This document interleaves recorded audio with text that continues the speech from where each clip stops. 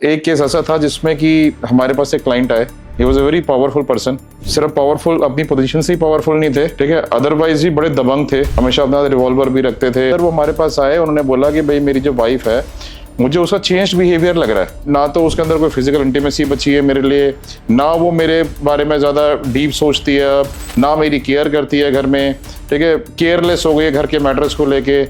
और मुझे ऐसा लगता है कि कुछ ना कुछ there is something negative going on in the house. मुझे समझ में नहीं आ रहा है कि क्या हो रहा है ये चीज़, बट आप जो है ना ये पता करो कि चल क्या रहा है घर के अंदर। तो मैंने कहा कि उनकी मूवमेंट्स क्या है, उनकी मूवमेंट्स ट्रैक कर लेते हैं। तो उन्होंने कहा कि नहीं, मूवमेंट्स जो है ना वो ट्रैक करने से फायदा नहीं, वो जाती नहीं है कहीं पे भी। स्पिरिचुअलिज्म में भी उनका इंटरेस्ट ज्यादा बढ़ गया अचानक से। लेकिन कहते हैं कि अब ये रीजन जो है स्पिरिचुअलिज्म है, कहते हैं स्पिरिचुअल मैं भी बहुत हूँ, वो खुद भी बड़े स्पिरिचुअल थे। हम जो है गुरुओं का मान सम्मान बड़ा करते हैं, मंदिर बहुत जाते हैं। बेसिकली क्या है कि मैं भी बड़ा स्पिरिचुअल हूँ। अब मुझे जानना है कि जो मेरी वाइफ का जो चेंज बिहेवियर है, ये सिर्फ स्पिरिचुअलिज्म की वजह से है या कोई और रीजन है इसके पीछे, ठीक है। बाहर वो ज्यादा जाती नहीं है, जाती है तो मंदिर जाती है, मंदिर से वापस आ जाती हैं। हमने कहा कि जी देखो, ये तो जो घर में है ना, तभी पता चल सकता है कि व्हेन यू अंडरस्टैंड कि वो घर में बैठ के बात क्या करती हैं। तो कहते हैं जी आप ना, मेरा घर है, मेरा अपना घर है, आप मेरे घर में बक्स लगा दो अलग अलग, ताकि मैं सुन सकूं मेरी वाइफ क्या करती है। हमने अलग अलग जगहों पे घर में बक्स लगा दिए। अब बक्स लगा दिए तो उसकी उनके पास रिकॉर्डिंग्स आनी शुरू हो गई।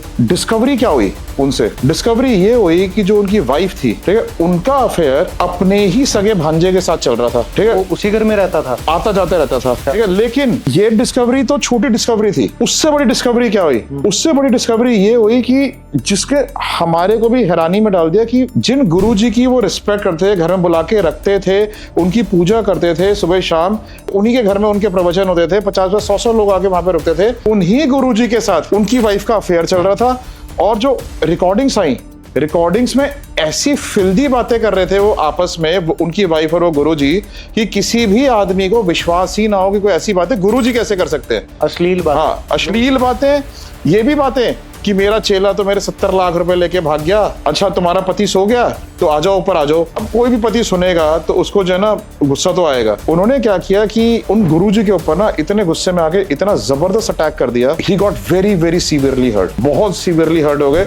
और अपने भांजे के ऊपर भी अटैक कर दिया। भांजे के ऊपर इतना सीवियर अटैक नहीं था, लेकिन गुरुजी के ऊपर जो अटैक हुआ वो बहुत सीवियर अटैक हुआ। I was not aware of this कि ऐसा हुआ। कई दिन बाद उन्होंने ही मुझे खुद आके बताया। हमने तो काम कर दिया था, बक्स लगा दिया, हमारा काम खत्म हो गया था, बट उन्होंने खुद ही जब आके हमें बताया, ठीक है, तो जब उन्होंने पिक्चर्स दिखाई, ठीक है, तो मेरा मन एकदम पसीज गया। और मुझे ऐसा लगा उस दिन के बाद से, मैं आज तक उस केस को रिग्रेट करता हूँ कि शायद मैं अगर ये इन्फॉर्मेशन उनको ना मिलती, ठीक है, तो किसी के ऊपर इतना सीवियर अटैक ना होता।